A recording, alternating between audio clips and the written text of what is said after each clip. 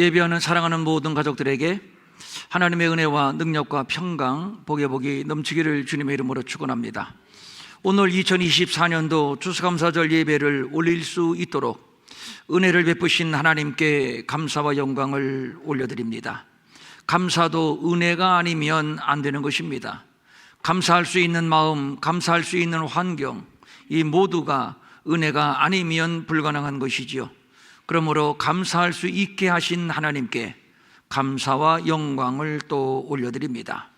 은혜는 함께 나누며 간증할 때 폭발적으로 증폭이 되는데, 여러분들과 함께 금년에 베푸신 하나님의 은혜를 공유할 수가 있어서 담임 목사로서 여러분들 모두에게도 감사하다는 인사를 드립니다. 하나님의 은혜는 부족함이 없는 은혜입니다. 12강주리가 남는 은혜요, 후이 흔들어 넘치도록 안겨주시는 은혜요. 그래서 예시인은 여호와는 나의 목자시니 내게 부족함이 없다고 노래를 했고, 내게 주신 모든 은혜를 내가 여호와께 무엇으로 보답할까? 무엇으로도 보답할 수 없고 측량할 수 없는 은혜를 시인은 노래를 했습니다. 세상에는 감사가 없습니다. 진정 세상에 감사가 있던가요? 없습니다. 있다 한들 일시적이요 조건적입니다. 시간이 지나고 조건이 바뀌고 또 감정이 변하면 감사가 원망이 되고 또 불평이 됩니다. 그러나 그리스도인의 감사는 그런 류의 감사가 아닙니다. 무조건적인 감사요, 무제한적인 감사입니다. 고난의 대명사라고 여기는 욥에 관한 이야기를 우리는 잘 알고 있습니다. 그는 전 재산을 잃었습니다. 자녀를 잃었습니다. 거기에 건강까지 잃었습니다. 이 정도면 환난이나 시험이라는 수준보다는 저주 수준에 가깝습니다. 그렇습니다. 욥은 완전히 세상적인 관점으로 볼 때에는 저주를 받았습니다. 그런데 욥은 땅에 엎드렸습니다. 그리고 이렇게 고백을 합니다. 내가 모태에서 알몸으로 나왔습니다. 그러므로 나는 알몸으로 주께 돌아갈 것입니다. 주신 이시도 여호와여, 거두신 이시도 여호와신데 여호와만이 오직 찬송을 받으실 것입니다. 그리고 이어지는 말씀이 이것입니다. 이 모든 일에 욥이 범죄하지 아니하고 하나님을 향하여 원망하지 아니하니라. 욥이 이러한 고백을 할 수 있었던 것은 욥이 하나님이 어떤 분이신 줄 알고 있었기 때문에 가능한 일입니다. 물질의 주인도 하나님, 재물의 주인도 하나님, 건강의 주인도 하나님이십니다. 하나님이 주장하시며 결국 하나님이 합력하여 선을 이루실 줄로 욥은 믿었던 겁니다. 그래서 불평하지 않고 원망하지 않을 수가 있었던 것이지요. 그래서 그리스도인의 감사는 범사의 감사이며 또 항상 감사합니다. 욥처럼 그 저주의 현장에서도 감사할 수 있는 것이 바로 그리스도인의 감사입니다. 세상 사람들에게 이런 말을 하면 누구도 이해를 하지 못합니다. 억지라고 합니다. 그것은 합리화다, 종교 중독이다 라고 폄하를 합니다. 그렇게 생각하는 것은 당연한 겁니다. 그것이 세상의 이치요, 세상 사람의 삶의 방식입니다. 세상의 이치는 콩 심은 데 콩 나고 팥 심은 데 팥 나는 원리를 말합니다. 그런데 기독교 신앙은 그 이상의 차원입니다. 나는 분명히 콩을 심었는데, 그런데 어떤 때는 팥이 나는 경우가 있고, 분명히 팥을 심었는데 어떤 때는 콩이 나는 경우가 있습니다. 이것은 자연의 이치를 완전히 파괴한 논리인데 하나님이 그렇게 하신 겁니다. 콩을 심었지만 하나님이 보시기에 팥이 적당하면 팥을 거두게 하시고, 분명히 팥을 심었는데 콩이 적당하면 콩을 거두게 하시는 겁니다. 바울은 말합니다. 아무것도 염려하지 말고 다만 모든 일에 기도와 간구로 너희 구할 것을 감사함으로 하나님께 아뢰라. 그리하면 모든 지각에 뛰어난 하나님의 평강이 그리스도 예수 안에서 너희 마음과 생각을 지키시리라. 아무것도 염려하지 말라. 이것은 어떤 것이든 문제라고 생각하는 그것을 문제라고 생각하지 말라, 이 뜻입니다. 감사함을 아뢰라. 이것은 하나님의 신실하심을 믿고 지속적으로 기도하라, 이것입니다. 그리하면 지각에 뛰어난 하나님의 응답이 있을 겁니다. 인간의 이해력을 뛰어넘는 하나님의 초월성을 말하는 것이죠. 그래서 성경은 하나님의 어리석음이 사람보다 지혜롭다고 말을 하는데, 인간의 지각과 판단이 대단한 것 같지만 하나님 앞에서는 그래 봐야 지늘기요, 또 그래 봐야 티끌 정도밖에는 안 되는 것입니다. 하나님의 생각이 완전하고 그의 판단이 완전하고 그의 행하시는 모든 일들이 완전합니다. 그래서 바울은 측량할 수 없는 그리스도의 풍성함을 말했던 것인데, 알량한 인간의 지혜나 판단력으로 하나님의 무한한 은혜를 측량할 수 없다는 것입니다. 이런 얘기를 세상 사람들이 어찌 알아들을 수 있겠습니까? 어찌 이해를 하겠습니까? 절대 불가능한 일입니다. 이것은 세상에는 존재하지 않는 일입니다. 이런 일들은 모두 하늘의 사건이요 하나님 나라에서만 가능한 일들입니다. 그러므로 그리스도인은 세상에서 하나님의 나라를 사는 자들입니다. 사도 요한이 하늘 보호자의 환상을 보았는데 그곳에는 24 장로들이 경배를 하고 있었습니다. 감사하옵나니 옛적에도 계셨고 시방도 계신 주 하나님 곧 전능하신 이시여 친히 권능을 잡으시고 왕노릇 하시도다. 옛적에 계신 하나님, 지금도 계신 하나님, 전능하신 하나님, 우리의 하나님, 이 하나님께서 하나님의 교회를 지키십니다. 주를 경외하는 자들에게 상을 주십니다. 이를 하늘의 24 장로가 노래를 했는데 어찌 이것이 하늘의 노래이기만 하겠습니까? 바로 우리들의 노래요, 우리들의 예배요, 또 우리들의 감사가 되는 것이지요. 그러기에 감사는 지금 여기에서 천국을 누리는 성도들의 권리, 성도들의 축복, 성도들의 특권이 되는 겁니다. 바울과 실라에 관한 이야기를 우리는 잘 알고 있습니다. 저들은 감옥에 갇혔습니다. 제가 오래전에 빌립보 지방에 갔을 때에 당시에 감옥이었던 곳을 제가 봤습니다. 지하였습니다. 아주 깊었습니다. 그때 저는 이런 생각을 했습니다. 바울이 이러한 감옥에 갇혔었구나. 얼마나 깜깜했을까, 얼마나 추웠을까, 얼마나 아팠을까, 얼마나 두려웠을까. 더구나 바울과 실라는 무슨 잘못이 있어서 갇힌 것이 아닙니다. 귀신 들린 아이를 고쳐준 것으로 모함을 받아서 갇히게 된 것이지요. 훈장을 받아도 시원치 않을 판에 정말로 억울합니다. 하나님이 원망스럽고 믿음의 회의가 생깁니다. 당연히 그럴 겁니다. 인간에게는 본능적으로 보상심리라고 하는 것이 있습니다. 적당히 보상받기를 원하는 심리죠. 누구도 예외는 아닐 겁니다. 이런 심리를 이용해서 격려하고 칭찬하고 그리고 상을 주기도 합니다. 이렇게 함으로써 계속적으로 능률을 상승시키는 효과를 얻을 수가 있습니다. 그런데 바울은 보상은커녕 지금 차짓한 감옥에 갇혔습니다. 보상 심리가 심리학적인 원리로는 맞는 말인데, 그런데 믿음의 차원에서는 그렇지 않습니다. 믿음의 차원은 하나님의 보상을 요구하지 않습니다. 이미 모든 것에 하나님께로부터 보상을 받았기 때문입니다.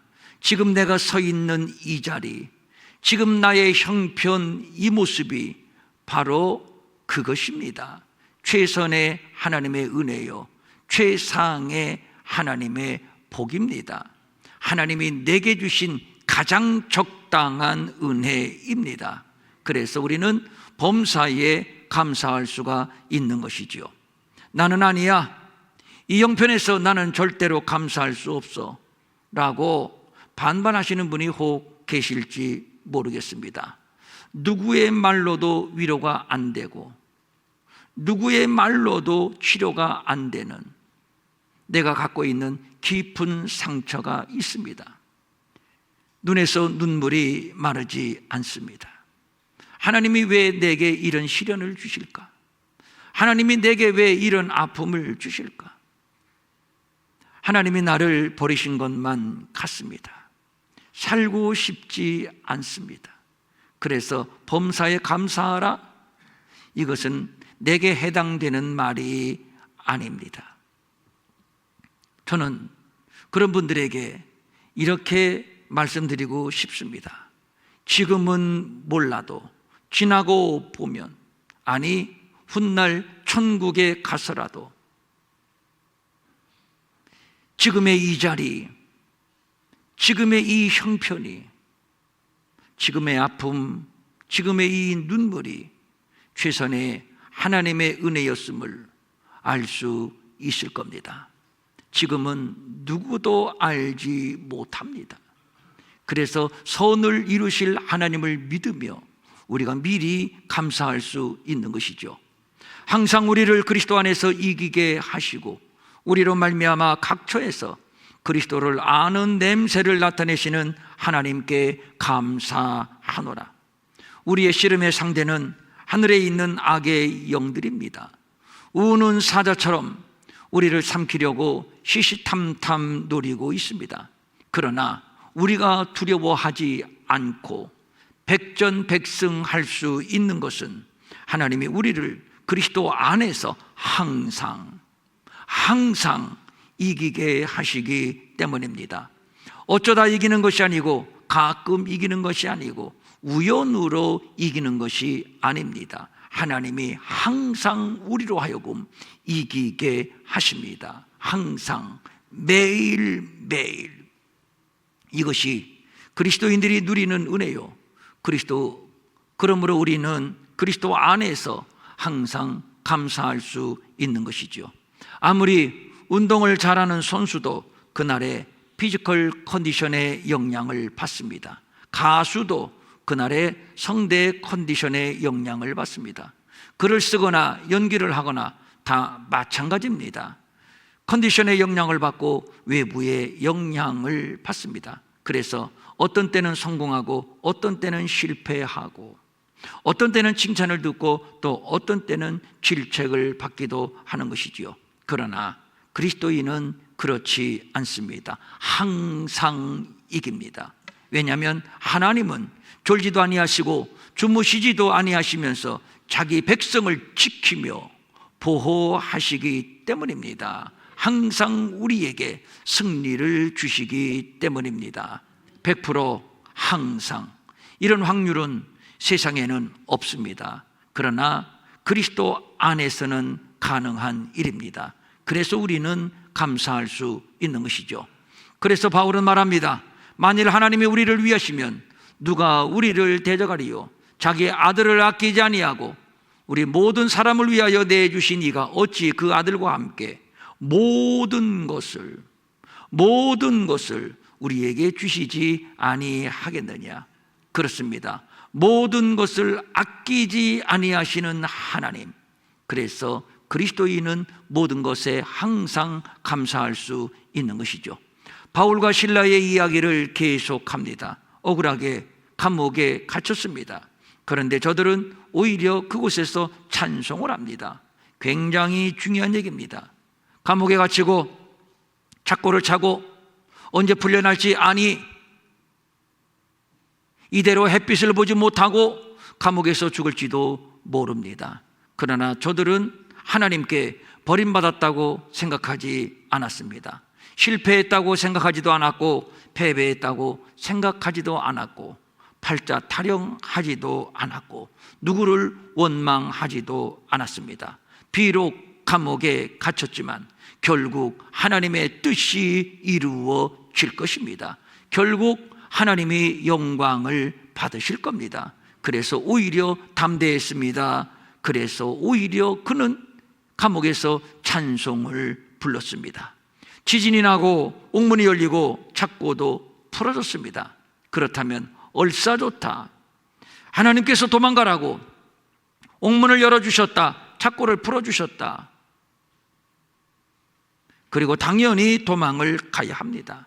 그런데 저들은 도망가지 않았습니다. 전혀 죽음이 두렵지 않기 때문이요, 무엇보다도 이곳에서 할 일이 있음을 알았기 때문입니다. 그리스도인의 감사는 바로 이 지점에서 출발을 하는 겁니다. 감옥과 수도원의 차이는 별 차이가 없습니다. 똑같이 갇혔습니다. 똑같이 잠자리도 불편하고 먹는 음식도 한 주먹에 주먹밥 정도밖에는 안 됩니다. 입는 옷도 한 벌, 여기에 엄격한 룰에 의해 자유마저 제한을 당합니다. 그런데 감옥과 수도원의 차이점은, 감옥은 불평으로 시작을 해서 하루 종일 불평으로 일관하다가 불평으로 하루를 마감합니다. 그러나 반면 수도원은 아침에 눈을 뜨면 감사, 노동하면서 감사, 보리떡 한 덩이를 앞에 두고 일용할 양식을 주심에 대하여 감사, 하루 일과를 마치고 오늘 하루 하나님의 은혜로 살았습니다, 그 은혜를 곱씹으며 감사, 그리고 감사한 마음으로 잠자리에 듭니다. 애당초 천사는 하나님을 수종들며 경배하도록 지음을 받았는데, 그런데 이것이 못내 불만이었습니다. 나는 왜 찬송만 하지? 내가 저 자리에서 찬송을 받을 수는 없는 것인가? 내가 하나님이 될 수는 없는 것인가?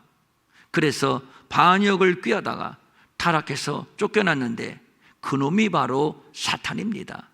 이 불만이 아담과 하와에게 전가됐고 그 영향을 받은 아담과 하와 역시 나는 왜 하나님이 될 수 없나? 불만을 품고 급기야 선악과를 따먹어 타락을 하게 된 겁니다. 이로 인해서 감사할 줄 모르는 그 불평의 유전 DNA가, 불평의 DNA가 인류에게 그대로 유전이 됩니다. 인간에게 잠재되어 있는 몹쓸 성품은 끝없는 불평입니다. 누구를 말할 게 뭐가 있습니까? 우리들의 모습이지요. 젊은이들이 대한민국을 헬조선이라고 합니다. 지옥 같은 대한민국. 그런데 말이죠, 세상 사람들은 대한민국을 가장 살기 좋은 나라로 여깁니다. 지옥 같은 대한민국이면 조선시대에 한번 태어나 보는 것이 어땠을까요? 고려시대에 한번 태어나는 것이 어땠을까요? 삼국시대, 고조선시대에 태어나면 좋았겠습니까? 끝없는 불평, 끝없는 불평. 이것이 아담으로부터 유전된 죄성입니다. 이스라엘 백성들이 광야에 나왔지만 가나안에 들어가지 못한 이유가 무엇 때문입니까? 바로 끝없는 불평 때문입니다. 애굽이 더 좋았다는 겁니다. 뭐가 애굽이 좋습니까? 눈을 뜨면서 눈을 감을 때까지 말할 수 없는 노동, 고통, 학대, 그때가 좋았다니요. 그런데 그들은 그렇게 생각을 하고 다시 애굽으로 돌아가자고 모세를 대적하고 하나님을 대적합니다. 이 불평의 뿌리를 추적하면 그 원조가 아담과 하와요, 또 추적해 올라가면 그 시조가 바로 사탄입니다. 내가 지금 누리는 것에 대해서, 그 은혜에 대해서, 그 복에 대해서 과소평가합니다. 아니, 불평합니다. 겨우 요거야. 겨우 요거야. 자꾸 자기의 처지를 비하시키고 원망을 표출합니다. 있는 것에 감사할 줄 모르고 없는 것 가지고 불평을 쏟아냅니다. 성경은 말하기를 항상 기뻐하라, 범사에 감사하라. 지금 이대로가 기뻐할 조건이요, 지금 이대로가 감사의 조건이라는 겁니다. 비교하지 마십시오. 나라는 존재는 역사 이래 앞으로도 영원까지 오직 나 하나밖에 없습니다. 오직 유일한 하나님의 걸작품이 바로 나입니다. 만세전에 택정하시고 나 때문에 나를 죄에서 구원하기 위하여 하나님은 당신의 아들을 십자가에 내어 주셨습니다. 우리를 지명하여 불러 당신의 자녀로 삼아 주셨습니다. 여기서 지명하여 불러, 이 말은 집게로 콕 집어내다, 그 뜻입니다. 그게 바로 납니다. 그게 바로 납니다. 왜 비교합니까? 왜 불평합니까? 왜 자신을 비하합니까? 그것은 나를 넘어뜨리려는 마귀의 술수임을 알아야 합니다. 하나님이 우리에게 주시는 은혜는 때를 따라 베푸시는 은혜입니다. 때를 따라, 이 말은 가장 적절한 시기에 가장 완벽하게 베푸시는 은혜를 말하는 겁니다. 하나님께서 이스라엘 백성들이 들어갈 가나안에 대하여 이렇게 말씀하셨습니다. 그 땅은 이른 비와 늦은 비를 적당히 내리는 땅이다. 이른 비와 늦은 비를 적당히 내리는 땅이다. 적당한 시기에 적당한 양으로 내리시는 하나님의 완전하신 은혜를 말하는 것이지요. 그렇습니다. 하나님의 은혜는 완전하신 은혜입니다. 더할 것도 없고 뺄 것도 없습니다.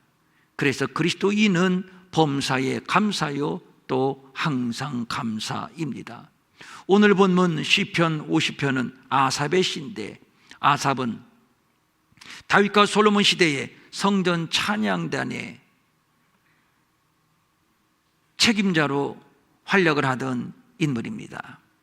그는 오늘의 시를 통해서 참된 제사란 무엇인가, 이것을 우리에게 가르치고 있습니다. 정리해서 참된 제사는 짐승의 고기나 짐승의 피를 드리는 형식적인 제사가 아니라 하나님 앞에서 의로운 삶과 감사하는 삶이라고 말하고 있습니다. 내가 수소의 고기를 먹으며, 수소, 공기수소가 아니라 수소, 순놈의 소, 순놈 하니까 좀 이상한가요? 수컷이라고 그럴까요? 수컷의 소, 수소의 고기를 먹으며 염소의 피를 마시겠느냐? 그것이 아니라는 겁니다. 그러면서 결론으로 말씀합니다. 감사로 제사를 드리는 자가 나를 영화롭게 하나니 그의 행위를 옳게 하는 자에게 내가 하나님의 구원을 보이리라. 수소의 고기, 염소의 피가 중요한 것이 아니라 감사가 중요하다는 얘기입니다. 탱탱하게 살찐 수소의 고기를 상다리가 부러지게 올려놓는다 해도, 염소의 피를 홍순한 것처럼 흥건히 뿌린다 해도 감사가 없다면 그것은 이방인의 제사요, 하나님과는 상관이 없습니다. 하나님은 사람이 아닙니다. 이방의 잡신과는 다릅니다. 배가 고프신 것도 아니고 피를 마시는 분도 아닙니다. 산새들과 들짐승 모두가 하나님의 것인데 하나님이 무엇이 부족해서 인간에게 그러한 짐승의 제물을 요구하시겠습니까? 그러기에 우리의 제사는 수소의 고기도 아니고 염소의 피도 아니라는 얘기지요. 그러면 무엇인가요? 감사의 제사입니다. 그러면 감사의 제사는 무엇을 말하는 건가요? 감사로 제사를 드리는 자가 나를 영화롭게 하나니 그의 행위를 옳게 하는 자에게 내가 하나님의 구원을 보이리라. 그러니까 감사의 제사는 감사하는 마음이요, 감사하는 마음은 뭡니까? 옳은 행위입니다. 그의 길을 옳게 하는 자, 이 말은 그의 길을 준비하는 자, 이런 뜻입니다. 하나님은 진리의 하나님, 그가 하신 모든 말씀도 진리의 말씀. 그리하여 그 말씀에 순종하여 그 길을 걸어가는 자, 그가 바로 감사의 제사를 드리는 자입니다. 그가 바로 참된 예배자입니다. 그래서 로마서에서 너희 몸을, 너희의 삶을, 너희의 행위를 하나님이 기뻐하시는 산 제물로 드리라고 말씀을 한 거지요. 당시 종교인들은 입술로는 하나님의 말씀을 전하고 사람들에게 거창하게, 화려하게, 똑부러지게 율법을 전하기는 했지만, 그러나 실상 저들의 행위는 악했습니다. 구원의 길과는 거리가 멀었습니다. 전혀 하나님의 도를 행하지 않았습니다. 위선이었습니다. 저들은 온통 형식과 껍데기 제사에 몰두했습니다. 이유는 저들이 하나님의 은혜를 잊었기 때문입니다. 이스라엘은 하나님께는 참으로 특별한 민족입니다. 세상의 모든 나라, 모든 민족 가운데서 하나님이 특별히 이스라엘만 알았다 하셨을 정도로 하나님께는 그렇게 특별한 민족이요, 특별히 하나님의 사랑을 받는 민족입니다. 그렇다면 이스라엘이 하나님을 섬기는 일에 있어서도 역시 특별나야 할 것인데 그랬나요? 그렇지 않았습니다. 저들은 하나님의 은혜를 몰랐습니다. 하루가 멀다 하게 하나님의 은혜를 잊습니다. 제사 드리는 것이 못내 귀찮습니다. 물론 제사를 드리기는 드렸습니다. 그러나 감사하는 마음이 없었습니다.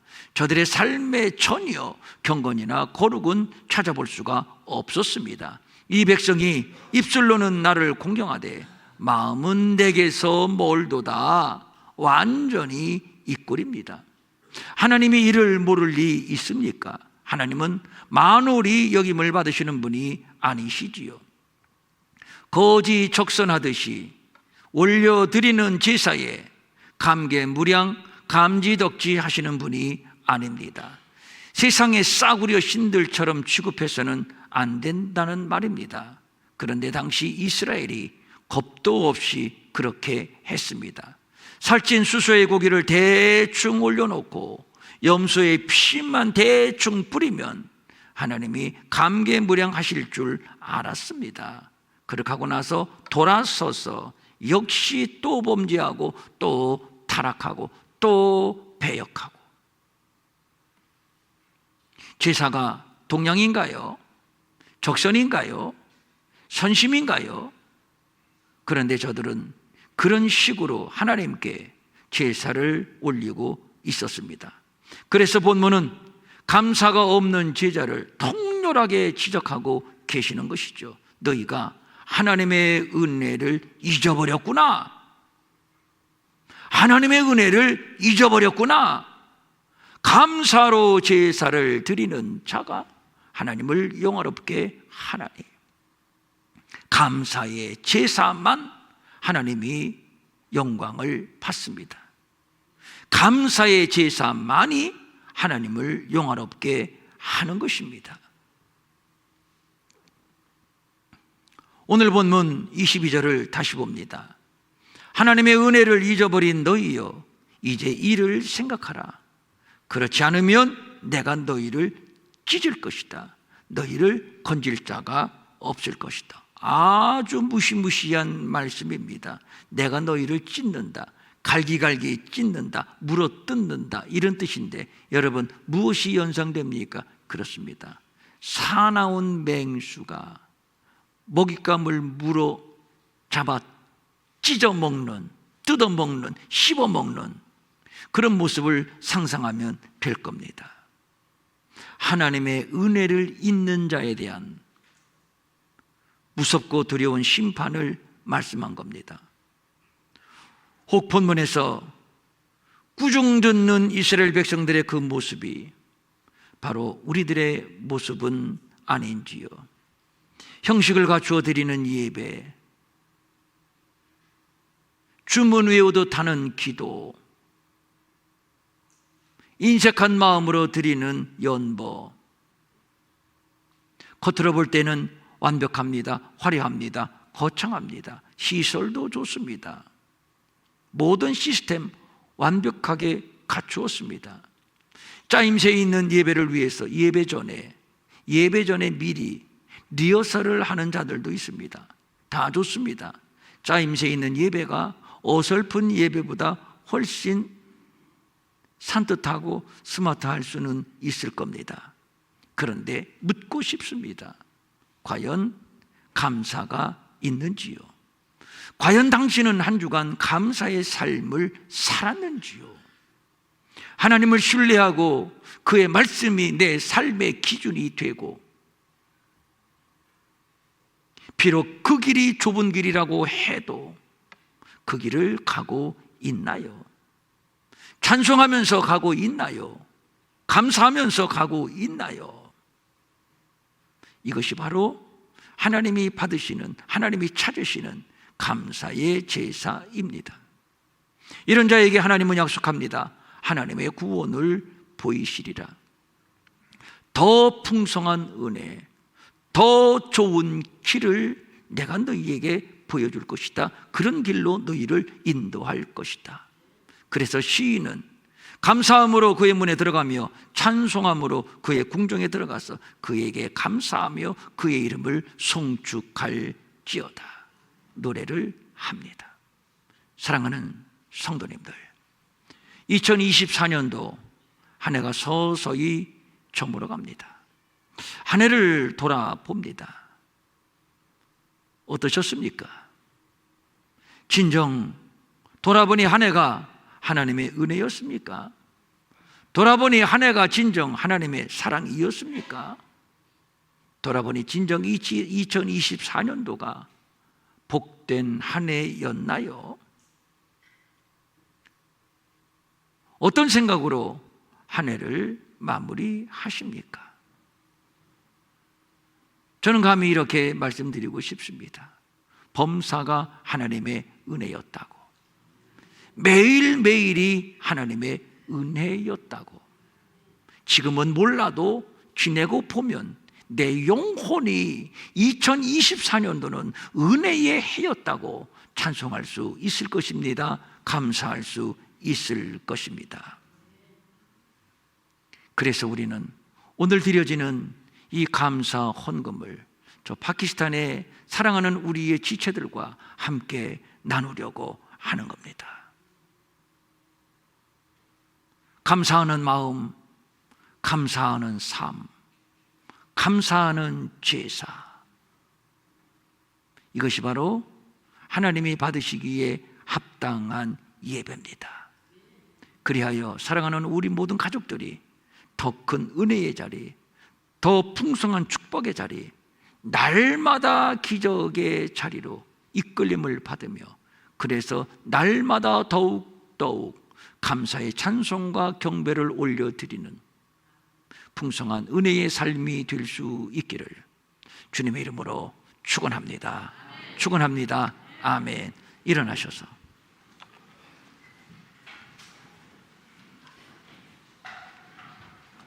가슴에 손을 대시고 2024년도 10개월이 지났는데 한번 이렇게 돌아보십시오.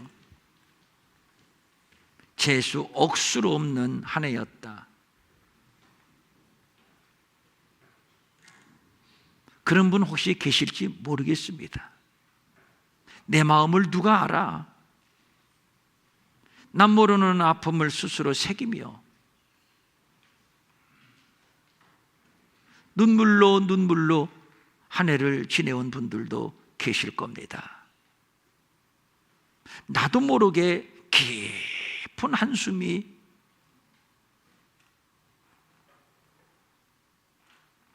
쉬어지고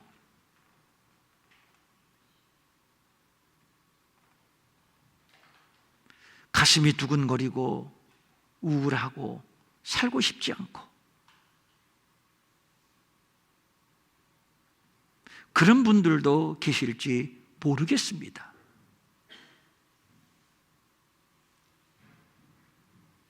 여러분, 그런 가운데서 버틴 것도 하나님의 은혜입니다.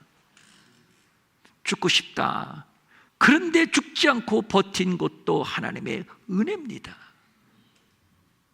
걱정을 하고 염려를 해도 이 믿음 안에 거하며 주님의 품을 벗어나지 않은 것도 은혜입니다. 나의 눈물과 깊은 한숨도 하나님이 알아주시니 그것도 은혜입니다.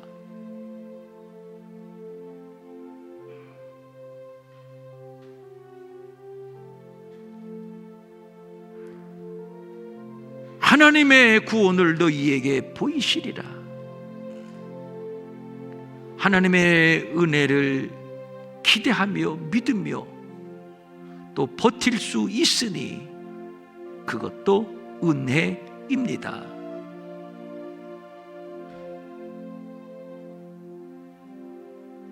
있으면 있는 대로, 없으면 없는 대로.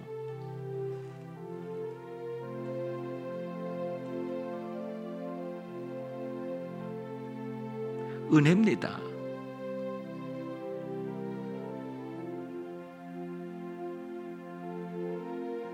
저는 가끔 그런 생각을 합니다. 내가 북한에 태어났으면 어떡할 뻔했을까? 저 전쟁통에 있는 나라에 태어났으면 어땠을 뻔했을까? 저 아프리카에 태어났으면 어떨 뻔했을까?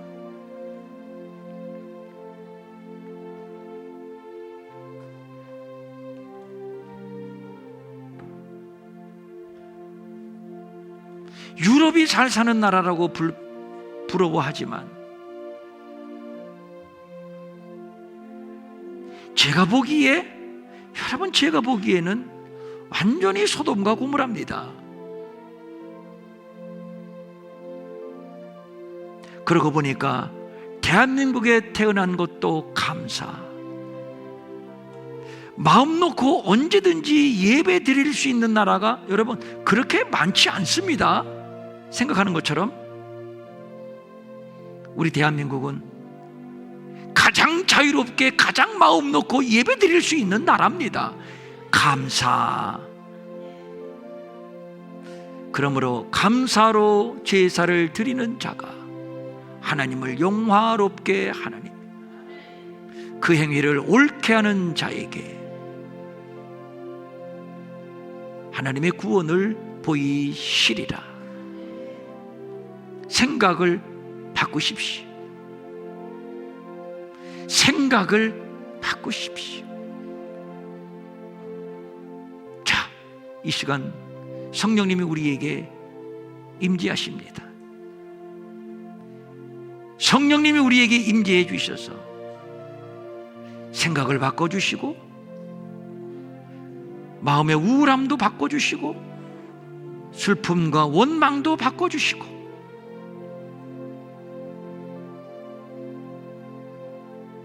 그리고 우리를 치료하시고 회복하시고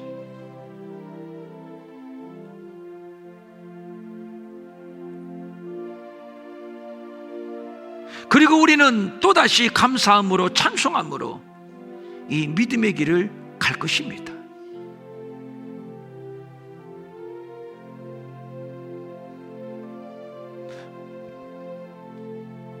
성령님, 성령님, 우리 모두를 만져주시옵소서.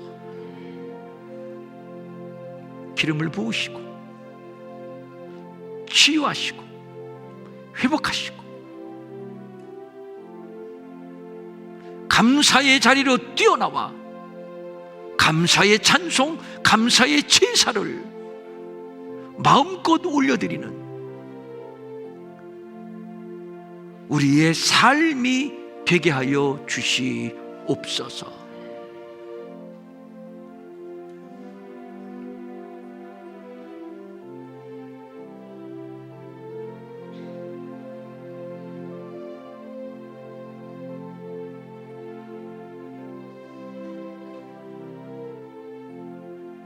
오늘 주신 말씀 감사합니다. 감사로 제사를 드리는 자, 주님, 오늘도 우리가 감사함으로 주님 앞에 나아갑니다. 모든 범사가 하나님의 은혜였습니다.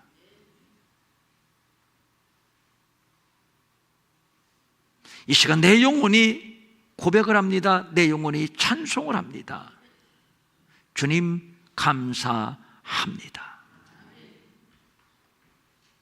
이제 이후로 하나님의 구원을 우리에게 더 풍성히 보여주시고, 지금보다 내일이, 내일보다 모레가, 금년보다 내년이 더 감사로만 충만한 우리의 생애가 되게 하여 주시옵소서. 간절한 소망을 가지고 또 감사한 마음을 가지고 각종 예물을 주님 앞에 올립니다. 주일헌금, 주정헌금, 11조, 감사헌금, 선교헌금, 장학헌금, 구제헌금, 주님 앞에 드리옵나니 받아주시옵시고, 특별히 오늘 추수감사절 헌금, 파키스탄을 품고 저들을 섬기는 마음으로 정성을 다하여 최선으로 주님 앞에 드렸습니다. 이 예물 받아주시고, 오병이어의 제물로 주님 앞에 드려짐으로 인하여 그 땅 그 지역에 12광주리가 남는 흔들어 넘치는 은혜로 놀라운 부흥을 더하여 주시옵시고, 감사와 헌신의 자리로 나아가는 우리 사랑하는 모든 권속들에게 하늘의 복과 땅의 복과 신령하고 기름진 복과, 특별히 우리의 자녀들에게 믿음의 복으로 온전히 세워주시옵소서.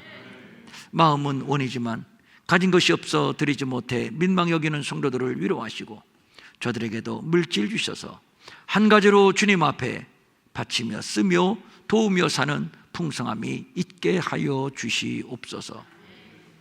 이제는 우리 주 예수 그리스도의 은혜와 하나님 아버지의 무한하신 사랑과 성령님의 감화, 감동, 위로하시고 안위하시고 능력 주시고 형통케 하심이, 감사의 제사를 하나님 앞에 올려드리기로 결심하며 돌아가는 모든 성도들 머리 위에 영원히 함께 하옵시기를 간절히 축원하옵나이다. 아멘.